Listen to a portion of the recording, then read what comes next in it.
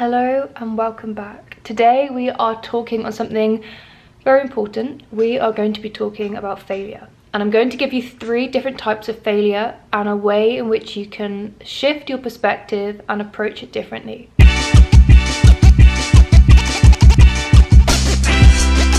Number 1 is failing an exam. This is probably the easiest failure to overcome because it is pretty much the best type of failure. I get at least a message a day asking me, have I failed? When did I fail? Etc. And I laugh to think that people think I haven't failed, because for me to have got the grades that I did, to be able to become top in my class, I had to fail a lot of times to be able to get there. You don't end up getting 100% on an exam unless you failed 100 times. So my biggest tip when it comes to failing an exam is to shift your perspective from why didn't I get the grade I deserve to what did I do that meant I didn't get the grade. When you stop victimizing yourself and you instead look at it black and white, what am I missing? Is it technique? Is it my lack of knowledge on the subject? Is it my lack of exam technique? Maybe you didn't finish in time. And there's so many things that you can look back on and improve for future. Put it quite simply, I had an entire document per subject with all of my mistakes. So I could work out, was it silly mistakes? Was it I didn't know the subject? Was it mark scheme learning?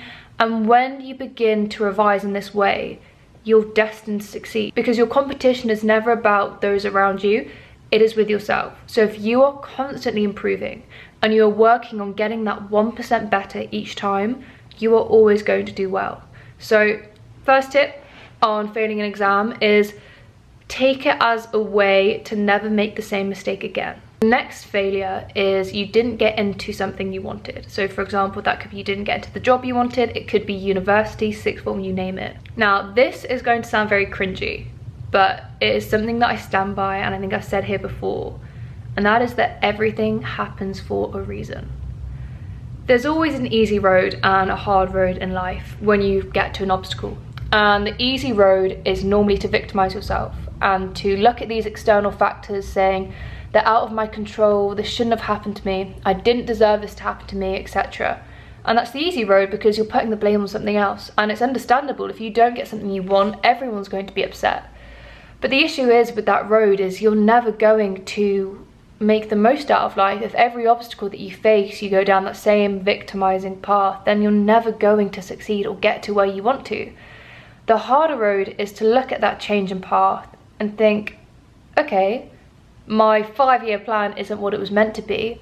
I'm going to make the most of what I've got. This is a bit deep, but I was having a conversation with someone this morning, and you have to enjoy every single day. You never know when your last day is. And he said this quote that's kind of stuck with me, and it's, everyone has a date. You don't know when that date is going to be. You may reach a ripe old age, it may be relatively soon. Not to put any doom or gloom on the situation, but just because something goes wrong in your life plan doesn't mean it's gone wrong. It just means it's not fit into this precise plan you have in your head. And I want you to take a step back when big decisions go wrong and put everything into perspective, because if you have your health and you are alive, nothing else really matters that much. And let's say it is a university that you don't get into. You may have hated that university. You may have done a course you didn't want to do. So many things could go wrong if things had changed. So you've got to take it in your stride and make a positive out of any situation. It's the same with, for example, let's say you wanted to get to Oxbridge and you've not got in.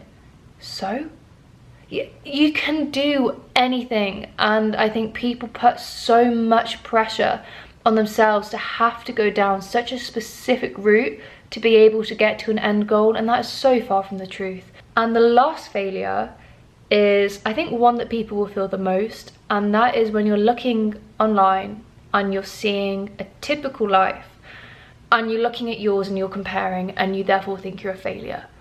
There's all of these things about how much you should earn at a specific age, how many friends you should have, what you should look like. And as someone who's effectively in social media, I don't know how I happened to get here, still to this day, do not understand it, but all I can say is that social media is not reality. And I was sat on the London tube and I was looking around at everyone, and no person looked the same. Everyone had different features, different heights, different accents. And it's so clear to me how narrow social media can be in terms of, for example, my social media, my For You page will look very different to yours and vice versa. And I think in terms of comparison in social media, you begin to get stuck in a feedback loop and you're fed the same types of people constantly. So you're bound to feel like a failure because the type of lives you're seeing probably aren't even real half the time.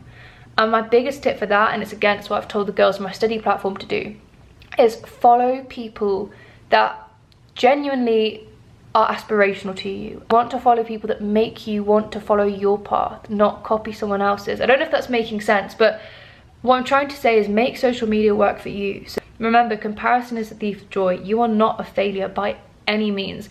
And the term failure is so subjective. What may be your worst day in which you think you failed could quite literally be someone's best day. I hope you had a lovely day. If you want to follow my socials, I'll put them here. If you want to follow my study platform, I will also put that here. I will see you guys soon. Thank you for being here and have a lovely weekend. I think I'll be posting this on Friday. Have a lovely weekend.